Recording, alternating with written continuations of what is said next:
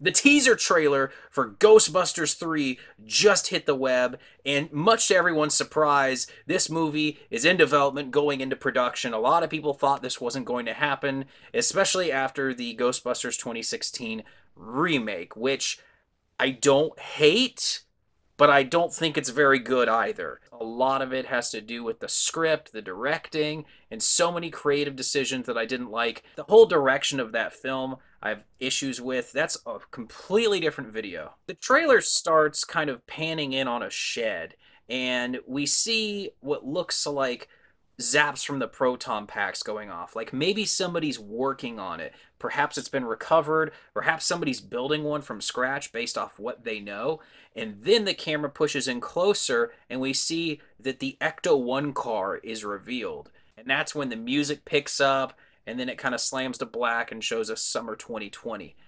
So they're not revealing any of the characters, they're not giving us much plot detail, but it does give us a lot to speculate about. I think it's one of a few possibilities. One, it could be Egon's son trying to do what his dad was once so great at and kind of put the Ghostbusters back together. Two, this is a completely new character that has nothing to do, as far as we know, with any of the established characters from the first two movies.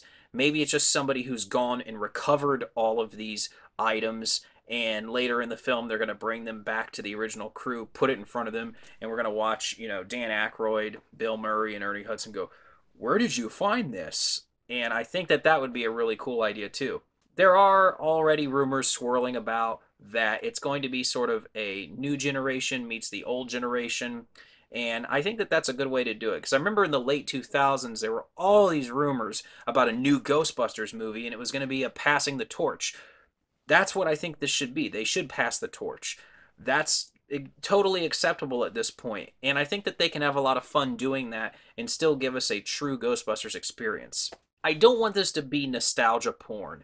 I want it to have and evoke the feelings of the original Ghostbusters movies, but I don't want it to try too hard. It needs to be a delicate balance of recapturing what made the first two so great, whether it be everything you can think of on a surface level, of course, the costumes, we've seen the Ecto-1, the proton packs, doing something new and taking a more modern filmmaking angle on it, which I hope to see. It's going to be good to bridge those two worlds because it's been so long. The best time to have released a Ghostbusters 3, in my opinion, would have been between 2006 and 2008. It would have been an unbelievable hit. I could have seen it doing well over $300 million at the box office domestically.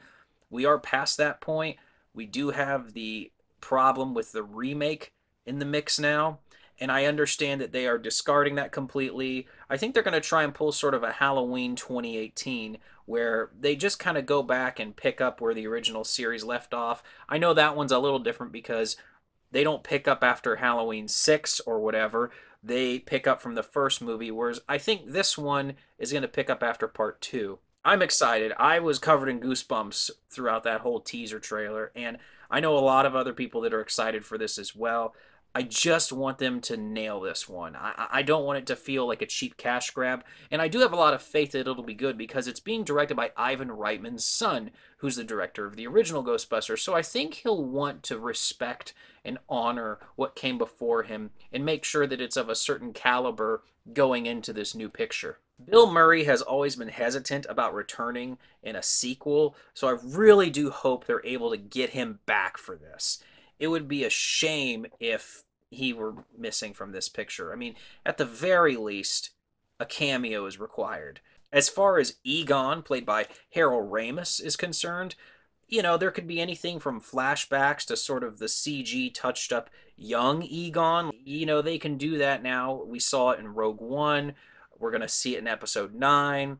We've seen this in a lot of different films lately. And so there is a curiosity brewing within me that, are they going to do this? And I think that if it's done tastefully, it's fine. If it's going to be throughout the whole movie, I don't really know how I feel about that. I think it's maybe better left alone. Of course, I want to see Slimer back, and I want to see Rick Moranis come out of retirement to do this movie. I want to see everybody. I think they need to bring everybody back. Get Sigourney Weaver, get the whole crew. It's got to be Ghostbusters.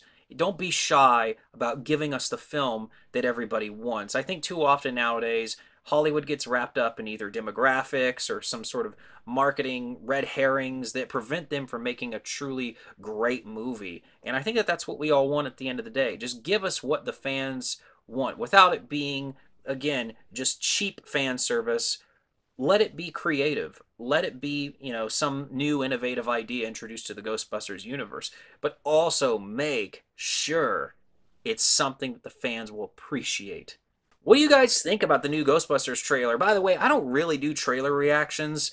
This one, though, Ghostbusters and Ghostbusters 2 are in my top 100 favorite films of all time. Absolutely, they make that list. Again, the remake didn't really do it for me. I don't hate it. I know some people do. I just think it's average at best. But this one, I have high hopes for.